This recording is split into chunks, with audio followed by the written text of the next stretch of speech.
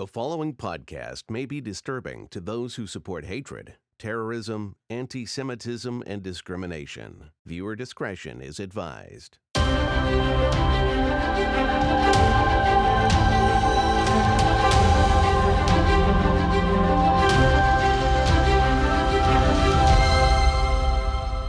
everyone, and welcome to this very special podcast episode of How We Fought Against. My name is Aris Ostrovsky. I'm the chair and CEO of the International Legal Forum, and we have a very special guest with us today, Gabriel Grossman from Florida. Gabriel, welcome. You have a very big CV for you. You are a leading attorney based in Florida. You've just started with Ellison Partners, a full-service consulting firm, including with a very significant legal practice as well, which you're playing a leading role in. You have a very broad specialization, including corporate law, in government affairs. You are the mayor of Belle Harbor as well, which significantly and very importantly, and I will discuss this, that you're the first municipality in the United States to pass Anti BDS Ordinance, and also the adoption of IHRA, working definition of anti-Semitism, so that is obviously crucial. I think that's important to know, you're also one of the first leaders on the side in the Surfside collapse, where I think it was about 100 people so tragically died, and there's obviously a very large contingent of IDF soldiers that were there. I know you guided also Israel's ambassador Gilad Erdan on the ground. You have been a keynote speaker at our L&I conference when we had conferences before Zoom and before COVID. You are, and I love this, you're a proud and unapologetic Zionist. You are a speaker, a writer.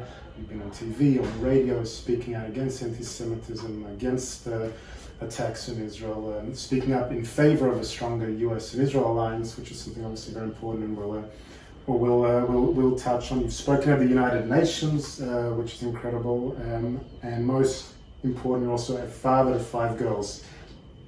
What I want to know is, first of all, how do you find the time for all of this? The hardest part is braiding my girls' hair. It's not an easy task. Some of them have thinner hair, that's harder than the ones with thicker hair. That's the hardest task of all. And, the days are long, and really when you do things that you love and that you're interested in and that you're making an impact, you feel you're making an impact, there's not enough hours in the day, but there's a lot of opportunities, and I try my best to make it work. Indeed, you do an incredible job, and I speak for a lot of us here, certainly here in Israel, and I know in the broader pro-Israel community, and certainly in the legal world, I think to recognize the incredible work that you do, speaking out against anti-Semitism, fighting for a stronger Israel, fighting back against all these lies and distortions. So I thank you for that, and thank you for joining us here on this interview. Thank you. All right, I want to get straight to business, and I wanted to ask you specifically about the situation at the moment in Florida and in Belle Harbor, where you're the mayor. We saw that obviously in May when Israel had the conflict with the Hamas, which launched something like 5,000 rockets at us. In the wake of that, there was this incredible surge of violence against Jews all over the world, including the United States, including Florida, including your very own community. And I recall around that time there was a rally at which you spoke, and you said, "Our response must also be vocal, proud, strong, and unapologetic," end quote. And we're seeing today, not just in the wake of the surge in violence against Jews and anti-Semitism, we're seeing a lot of Jews, especially a lot of young Jews, hiding their identity. And so you spoke, I think, a lot there about the importance of not only responding to a lot of the vicious lies and hatred that we're seeing, but the importance of being proud in our own Jewish identity and our Zionism, not to be simply just victims, but to be proud in who we are and to not hide and not shy away from the community. Expand on that a little bit more. Yeah, so it's a good question. I think many well-intentioned people in our community have now been woken up by the rise of anti-Semitism, which actually has been going on for the last 10 years or so in a significant manner in the United States, at least, in Europe even more than that. And the issue that I see though is many people just respond to the allegations or to the issues specifically, but they do that and then they diminish our own identity, right? They say, well, let's separate. When Bibi was prime minister, they'd say, well, maybe we don't agree with Bibi. We don't agree with the government right now, or we don't support the settlements, or we don't support this or the other. All that the Jewish community is doing as a whole, when the response is that kind of response, is diminishing who we are and trying to shave off the parts of our Jewish identity that seem to offend other people. I think once we realize that, and although we have to fight anti-Semitism at every corner, and I try to whenever I can, we can't let anti-Semitism define us, and we can't defeat anti-Semitism. Anti-Semitism has been around since the beginning of time, and it will be here forever. It's just a reality that I think as Jews we have to recognize. Now, when people say that's not true, I challenge them and say, okay, identify one time period, one generation where there was no anti-Semitism. You can't, right? In every place where our families came from, where my family came originally from Russia, was thrown out because of anti-Semitism, went to Argentina, had a lot of anti-Semitism there. We came to the States. Every Jew has the same story, even if it's in a different part of the world. Sephardics, Ashkenazis alike, everywhere. So we have to respond to it, but we can't do it in a way that's diminishing who we are. And why? It's because we're small numbers, right? So the Jewish community isn't 200 million people, right? It's 14 million, I think is the total number, with 6 million or so in Israel, 6 million or so in the US, and 2 million or so scattered around the world. Something in that range.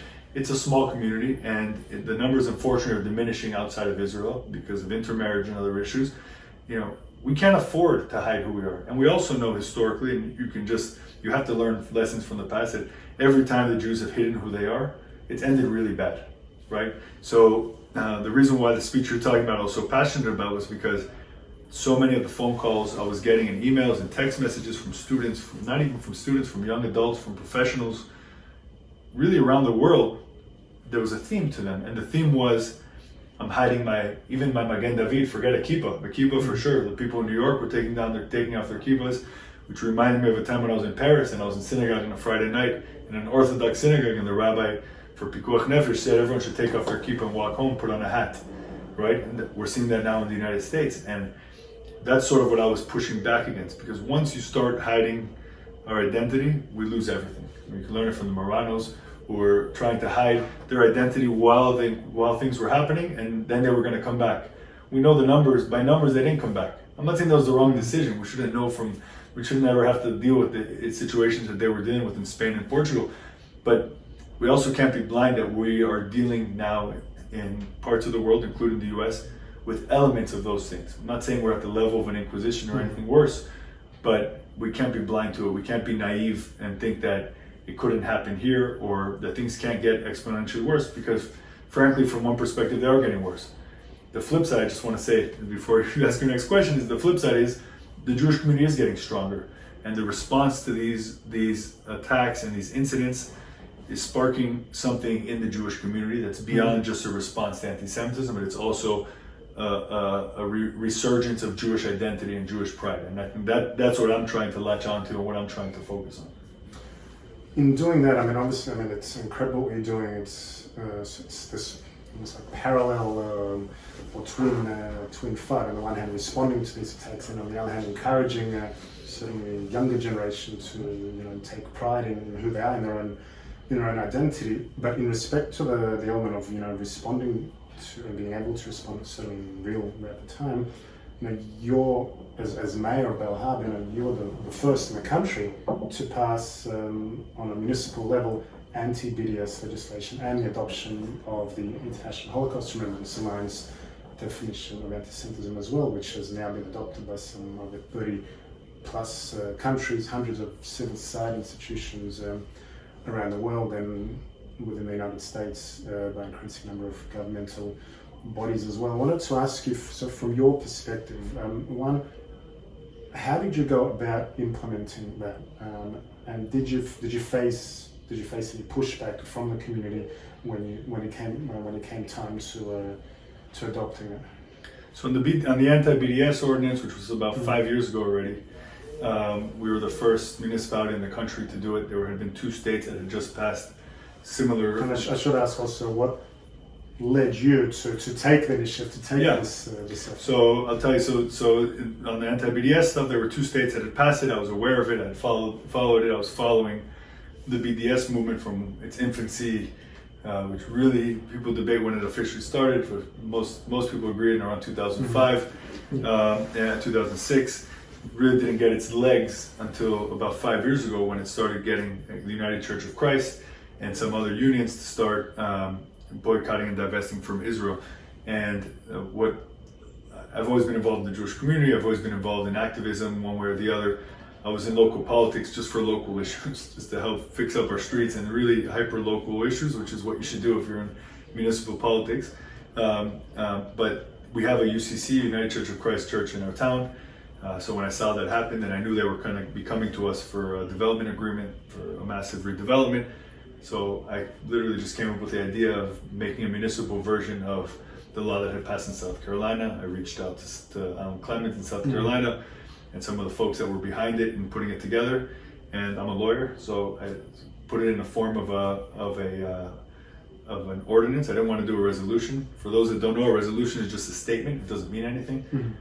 It's a statement. So an ordinance is an actual law. It's an actual law, Okay. and the law says that if you want to enter into if an entity wants to enter into a contract with our municipality, it must warrant in the contract that it's not involved in the boycott or divestment of any authorized trading partner of the United States.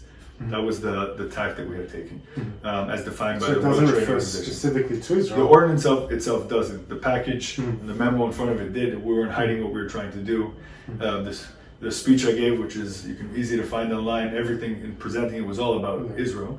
But that's the tack we took because we think if you're boycotting another authorized trading part of the U.S., we should do it that way. We also wanted to make sure it would withstand legal challenges, and we had good legal backing from. We worked with a lot of. It's my first real connection with some of the legal world of people that are helping fight anti-Semitism, and we got our ducks in a row, and it was fantastic. And there's a very long story; it deserves its own podcast of how the church came back to us for their application, and instead of denying the application, it isn't meant to be sort of a punishing exercise. I invited them to my office. I explained to them about the BDS movement and why they should reject their parent church's call to boycott Israel. I convinced them to do it. They divested almost $3 million that they had in their church's investment fund, which had divested from Israel, and they took it out and put it just in a regular mutual fund. And they sent a letter rejecting the call to boycott to their parent church, so then they were able to proceed with their church. So it was sort of a win-win for everybody. It was a teaching moment, and it was fantastic, and that spread like wildfire all over the country. About 2 years ago, Alan Clemens, also again in South Carolina, was trying to pass IRA in South Carolina, and he wasn't able to do it. I think it got vetoed, if I'm not mistaken. And I think it was pocket vetoed. He didn't sign it into law. And no one was really able to get off the ground with IRA in the United States. It wasn't really happening. People then were calling it the State Department working definition. It's the same definition. It was a definition that's important for people to understand. It was actually established under President Obama in the State Department. It was never implemented. That's why it was called a working definition, because it was never implemented. But I think that also has some value to it, to make sure that it's seen as a bipartisan document. And he couldn't get it done. I knew people were trying to do it. And I said, look, at this point, I and my city had a reputation, a good reputation if you ask me, a bad reputation if you ask others, of pushing things like this. And so I had carte blanche to do whatever I wanted because no one had done it before. So the way I created it was I wanted it to have some legal effect. So I made it as a supplement to the Florida hate crime statute. And it says now this is just Bal Harbour, I'll tell you how I expanded it. But when a Bal Harbour police officer is investigating a potential hate crime against the Jewish community, so they have to determine the intent, whether it's anti-Semitic or not, they shall refer to this definition. So they can make their own decision, but they shall refer to it. The impetus of it was there was someone who had spray painted BDS in front of stores with mezuzahs on it in a different neighborhood in the city of Miami, and nobody understood that that was a call to boycott the stores. The law enforcement thought that was just graffiti, until we explained to them what it was that was happening, and they realized they were just marking Jewish stores and telling people not to buy it, right? That's a hate crime. So that was implemented in Bal Harbour, and 2 months later, I presented it to all the police departments in Miami-Dade County. It's 3 million people, 34 municipalities. They implemented it. A year later, we presented it to the state of Florida, and they implemented it. They implemented it. When you present laws in the potential laws in the state, we present a bill in the state. What you put in the chute isn't always what comes out. So the hate crime statute didn't make it. Instead, it was only from an education perspective. Doesn't matter. It's still there, and it's still very helpful for universities to be able to pressure universities who are not protecting Jewish students from anti-Semitism. And it has an extra line in it that Representative Randy Fine came up with, which I thought was excellent, which says, here's the definition, and anti-Semitism must be treated in the same way you treat racism. So whatever protection you give your students for racism, you should give for anti-Semitism. And that's it. As far as pushback, I don't concern myself with pushback.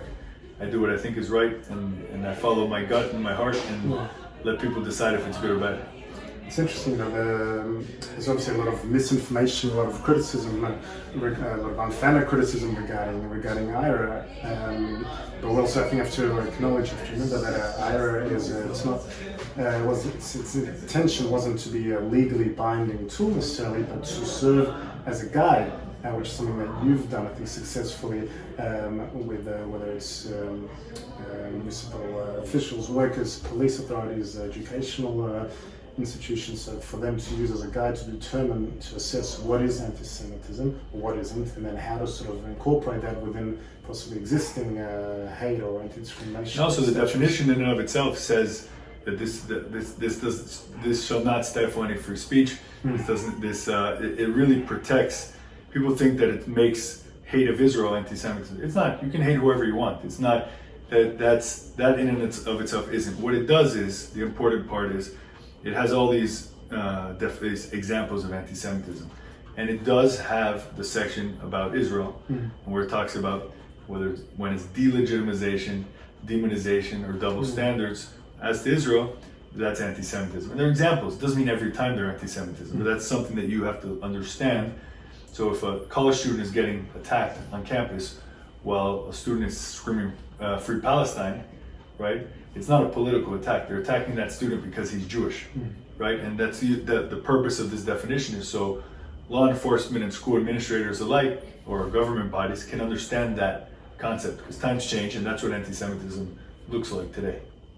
I wanted to perhaps move on, well, still connected perhaps in one way to anti-Semitism, but perhaps have a bit of a talk about Ben & Jerry's, which is something obviously a very hot topic. And something I know that you've been quite involved with personally as well. You spoke at a webinar we held recently, was analysing some of the legal implications of what is going on. I want to particularly talk to you about the situation in Florida as well. Florida is one of the 30 plus states in America that have anti BDS legislation governing them. If company in any way aids, abets, supports, or endorses BDS, then obviously there'll be ramifications out of that, including kind of contracts that they can apply for with a state authority, or possible funds that might be divested from these organizations if they're involved in boycotts. Now, Florida came out very quick with the Governor DeSantis, one of a dozen or so states at the moment, to call for investigation into Ben & Jerry's for breaches of the state anti-BDS laws, and they've since become the first state, as I understand, to actually take money and divest it from Unilever, the parent company of Ben & Jerry's, for breaching these guidelines. Is that correct? And what can we learn from, I suppose, from Florida's approach in terms of circumstances like these? So I was at Ben & Jerry's Israel this morning. We could talk about that a little bit. Yeah, good timing. Pretty incredible to hear Avi Zinger's story, his personal story, and he's the CEO of Ben & Jerry's here in Israel. Here in Israel, yeah. And in the United States, I've been very involved with the franchisees and sort of with the legal community and pro-Israel community and dealing with it. Florida was either the first or the second to be involved in the divestment. 9 of the states only, out of the 34, I believe, states that have anti-BDS statutes, 9 of them, if I'm not mistaken, have a divestment portion where the state itself can divest. I think with regards to Governor DeSantis, there's no question he's the most pro-Israel governor in our nation, and he doesn't need much prodding. I mean, the amount of phone calls I had to see, what do you think Governor DeSantis is going to do? I say, don't worry about it, because he knows this issue, he believes this issue. It's not he's not doing it because anyone's telling him. This is something that he's passionate about. He knows it's right. He knows the region very well. He's a former military guy, a lawyer. He was a JAG officer in the Navy. I mean, this is something that he is really on, from my perspective, the right side on, and clearly. So, I mean, what can other people learn? What people can learn first is, let's say, what can other companies learn from this? What other companies can learn from this, because the anti-Israel movement, and I'm not saying pro-Palestinian movement, there's a difference. Mm-hmm. The anti-Israel movement has its tentacles deep into what we call the CSR world, the corporate social responsibility world, which is all these companies, not just Ben & Jerry's, who has social issues as one of its core tenets, but every company, or many companies in the country and around the world now, are looking at corporate social responsibility, which really means, it makes sense, right? If I sell glasses for water, cups for water, and I'm selling them to Hamas and to the Iranian Revolutionary Guard, you might say that's probably not an ethical thing to do. Why am I selling the IRG my glasses, right? So there should be some responsibility from corporations also to make moral decisions. I don't necessarily have a problem with that, right? I think everybody can find something there that they agree with, but the anti-Israel world has really gotten very deep involved in that, and we saw that with Airbnb. We're seeing it with Ben & Jerry's now, and we're seeing it with many other companies that are being pressured from within by these folks.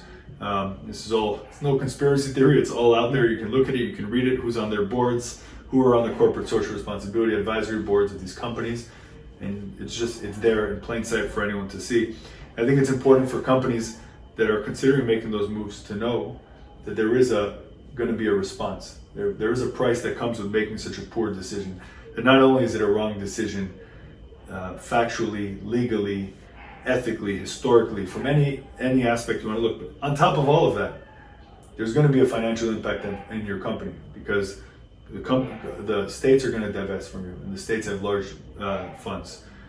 There's also CSR when it comes to the investment funds, and the investment funds are looking at which companies they're investing in. And they're looking very closely at how these companies are trying to implement their CSR, because they don't want it to reflect poorly on themselves either. So, it's very important, first of all, that the response be very strong from the community at large, not just the Jewish community, but also so other companies understand that this is not a free pass. This isn't an easy decision to make. Airbnb saw it and corrected, and we're hopeful that Unilever will eventually do the same thing. I'm sure by now you saw that famous video now with the Ben & Jerry's founders just the other day, recently, and when they asked them about the decision to boycott Israel, so with respect to some of the other decisions or some of the other actions or questionable actions, not just within the United States but elsewhere as well, and sort of their response was a shrug, and I think in some ways, and maybe you feel the same, is it also, I think, just underscores the sheer hypocrisy of a lot of these companies, such as Ben & Jerry's, that talk about the social virtues and values of human rights, but at the end of the day, I don't think they care even about the Palestinians. It seems to be today more about not promoting Palestinian rights, but denying Israel, the Jewish people, perhaps their rights as well. Yeah, this is an issue that's you're 100% right, and it's an issue that we see across the board. You have a Palestinian man who was beaten, I believe, to death by the Palestinian Authority in Hebron, on the Arab side of Hebron, just last week or 2 weeks ago, and not a peep from any of these supposed Palestinian human rights organizations. These companies that are talking about divesting from Israel or boycotting Israel, it's transparent, it's clear as day what they're doing and why they're doing it. It's either anti-Semitism or apathy towards the Jews, and towards Israel, coupled with a great deal of pressure from those applying pressure on them to boycott and take action against Israel. And I think that's what you saw in Ben & Jerry's. And we have a lot of work to do. I mean, this is something that's that's going to keep coming. It's going to keep coming. This is not going to be the last company that tries to take this position. I think it's important for everyone to continue to be educated on this and understand also the implications of it. How do you educate people about this? That $1 million question. Yeah, it's $1 million question. I mean, because not everyone necessarily comes at it with ill will. There's a lot of obviously ignorance, I think, certainly when it comes to the younger generation, or perhaps people that are just uninformed. How do you respond? If you ask a marketer, how is it that you market a product perfectly? You say, do I market it through social media, Twitter, Facebook, print media, television, billboards? Which one do I do? You know what the answer is? All of them, right? It's not one of them by themselves, it's all of them. And it's the same with education in the Jewish world, for example. Let's start with our own people. In the Jewish world, we need to increase Jewish education, modern day Jewish history, not just historic Jewish history. What's happening in Israel today, really educate our children so they can go out there and defend themselves. We have to work with media, because media is not well. There's organizations that are really working to focus, to educate the journalists so they get real information and not just twisted information that's getting sent to them by propagandists. We have to work at the university levels, because we have chairs that are being funded by some countries that really don't have us in they're not out there trying to promote the truth. So we have to fight against that. We have every level. At every level we need to work. But we're not alone. We have a lot of allies, and there's a lot of people outside of our community that are looking to help, and also within our community we have a lot of resources, and we just need to recognize the problem and go out and work on it. Let's ask you last question. Obviously, with COVID, there's challenges, geographical challenges, travel challenges. Certainly, whether it's Israel or the United States, with the doors opening, doors closing, you're here in Israel now, and certainly from our perspective, it's wonderful to see you. I think it's important once again to see not just tourists here, but see American leaders here, Jewish leaders such as yourself. I'd love to know, perhaps, it's been obviously some time since you've been able to visit here. What are your thoughts being here in Israel at this moment? Some of the people perhaps you've spoken with, your impressions about the situation here on the ground, the mood of the people, and what will you take back to America, to your community, about what is happening here? So it's been almost 2 years since I've been here, which is probably the biggest gap in the last 20 years that I've had of being in Israel. Probably, for sure, it's been the biggest gap. There's a few takeaways. First is the excitement with which I've been received this time, and I come all the time to Israel, but you can tell people haven't been coming, so people are really excited, like you said, to have people from abroad coming and that are active and that are involved. People are very excited, so that's first. Second, I was pleasantly surprised at the state of the economy. And I'm not talking about tech companies, I'm talking about stores on the street and falafel shops. We know that every economy in the world went through some of the toughest times, especially for small business in the last couple of years.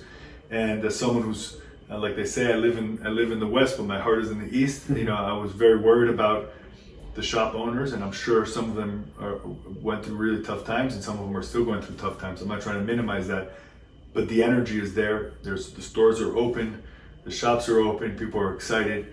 I think that once the doors open, I think it's at the end of this month, they announced that they're going to open the doors to any tourists.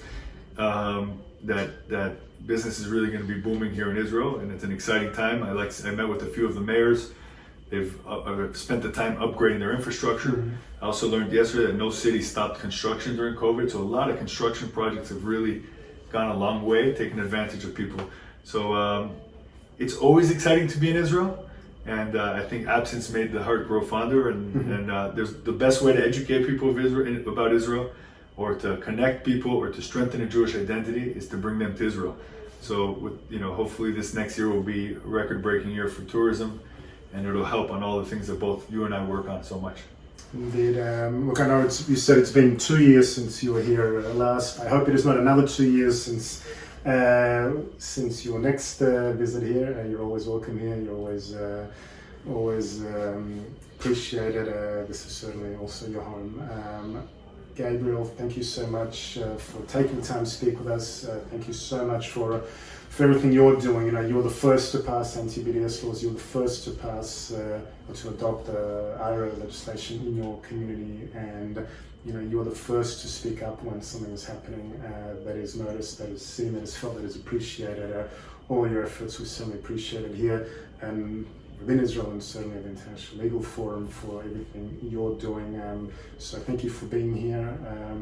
To everyone else, this podcast will be live on all our digital channels, on Facebook, on YouTube, on Podbean, on Spotify, on Apple. I may have missed out one or two, but it will certainly be up on all those channels, and you can look at our website at www.ilfngo.org. Gabriel, thank you for being with us. Thank you. If we put it on TikTok, we could do some dances, no? Indeed.